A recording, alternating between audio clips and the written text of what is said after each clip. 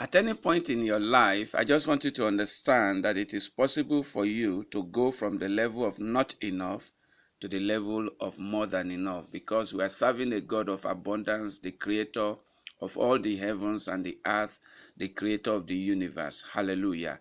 He has the power to reverse the irreversible. He can turn your not enough to more than enough. He can turn your poverty to prosperity. Good morning. My name is Joseph Adenuga. I'm the pastor of Prevailing Church.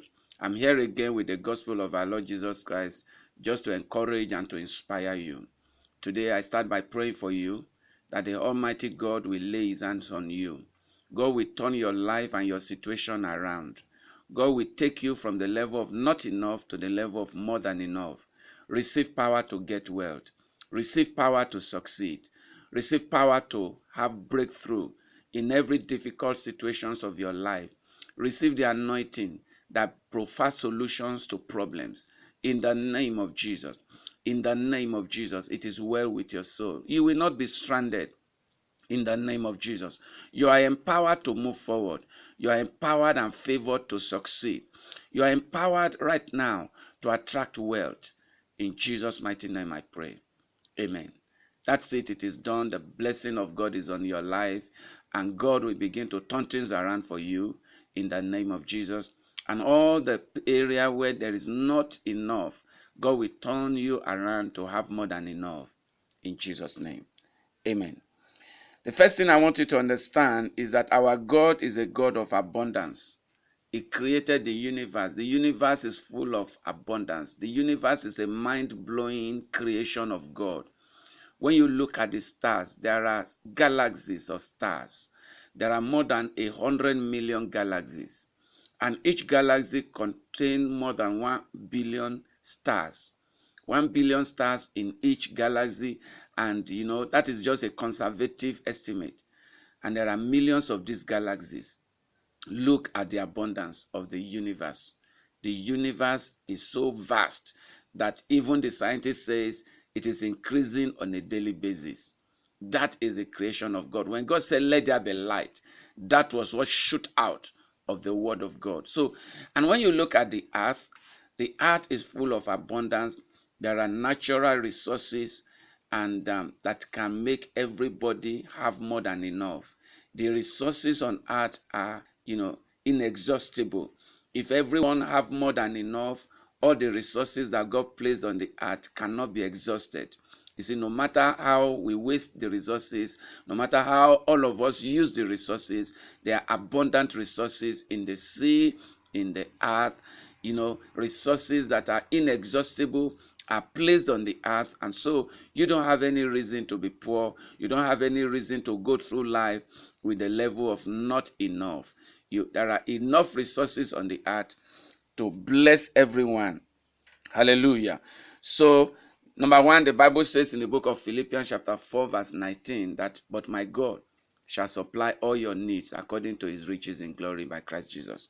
So that tells you that God has the power to provide everything you need in abundance. Hallelujah. In Deuteronomy chapter 8 verse 18, it says, "But thou shalt remember the Lord your God, for it is He that gives you power to get wealth." There is a power to get wealth. There is a power to get more than enough. And that power only comes from God. Now, the next thing I want you to understand is that it is the will of God for you to succeed. It is the will of God for you to prosper. God is happy when you prosper. The Bible says God have pleasure. It takes pleasure in the prosperity of His servants. God is proud of you when you have more than enough. God is not happy when you are barely living, struggling and not having enough to take care of yourself. No, God is not happy when you are like that. God is happy when you have more than enough, when everything you need is provided. God is happy when you can make use of the resources on the earth to your own advantage, to your own pleasure. God is happy when you are wise enough, to get the things that you need, and you don't go about begging people to supply for you. God is happy when you can take the initiative and become a blessing to yourself and to your generation. God is happy when you have more than enough, even to give to those who don't have. It is God's joy. And that is why in heaven, when the sons of God were meeting, God asked Satan, he said, have you seen my servant Job? That is an honest man, is an upright man, is a blessed man, is a man that have more than enough. God was proud to introduce Job. Hallelujah. When you succeed, God is happy and God is proud of you. Hallelujah. God can, provide for you and you can have more than enough. Now the question is, how can you cross from the level of not enough to the level of more than enough?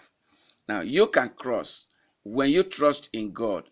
God is the one that can do it. Everything I'm going to talk to you about in this episode is based on God giving you the power to do it. First, I want you to look at a story in the book of 2 Kings chapter 4 when you read from verse 1. It is the story of a woman.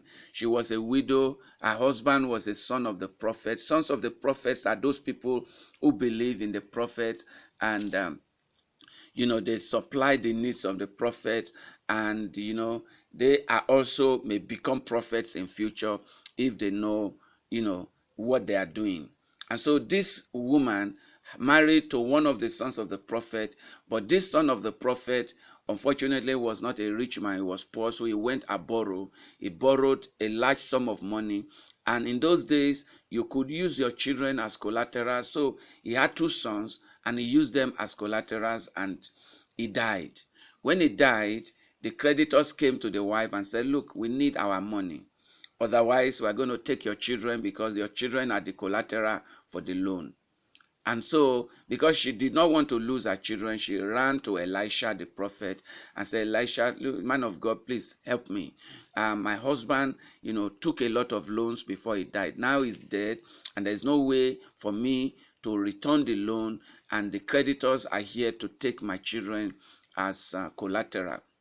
And so Elisha said to her, what do you have in your house? So the first thing, that you need to cross from the level of not enough to the level of more than enough is what you have. God always uses what people have. God will use what you have to take you from the level of not enough to the level of more than enough. God uses what you have. God always uses what people have. And so in 2 Kings chapter 4 verse 2, Elisha asked the woman, he said, what do you have in your house? That is what God is going to use. She said, I have nothing but a pot of oil. And the man of God said to the woman, he said, go and borrow, containers. Borrow so many containers. Go and borrow so many vessels, containers. Don't borrow few. Borrow so many. And when you get into your house, shut the door and pour the oil into each of the vessels. And she borrowed so many vessels. She was pouring the oil in the vessels, in the containers. When they get full, he tells the son, take that one aside. He takes that one aside. He continued to pour until all the vessels, all the containers that he borrowed were filled with the oil. That was when the oil stayed. That was when the oil stopped flowing. Hallelujah. And so she went to tell Elisha. She said, now I've got so many oil in my house, and what do I do? He said, go and sell them, and from the money you get, pay the creditors. She sold, paid the creditors, and became rich. God used what you have.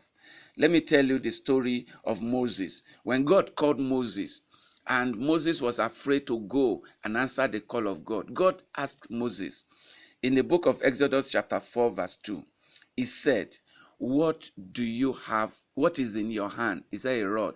He said, cast it down. He turned it, he cast it down, and the rod became a snake. And God said, pick the snake, pick it by the tail. He picked it by the tail. That rod was what God used to help Moses to deliver Israel. God always uses what people have. Like that woman in 2 Kings chapter 4 verse 2, Elisha said, what do you have in your house? He said, I have a pot of oil. In Exodus chapter 4 verse 2, he said to Moses, what do you have in your hand? He said, a rod. To David had only a catapult. When he faced Goliath, he didn't have any other thing, just the catapult. And God used the catapult and 5 stones, just one of the 5 stones, to kill Goliath. God will use what you have. Do you have a certificate? Do you have a skill? Do you have a talent? Can you sing? Whatever you have is what God is going to use to turn your not enough to more than enough. So pay attention to what you have. That is what God will use. Look at Peter and John when they were about to enter the temple. In the book of Acts chapter 3, read from verse 1. In verse 6, Peter said, "Silver and gold I don't have, but I have the name of Jesus. So in the name of Jesus, rise up and walk." God used the name of Jesus that Peter had in his mouth. Whatever you have is what God will use to change your level. Hallelujah. The second thing that can take you from the level of not enough to the level of more than enough is giving. God commands that we give. In Luke chapter 6 verse 38, the Bible says, "Give and it shall be given unto you. Good measures, pressed down, shaken together, and running over."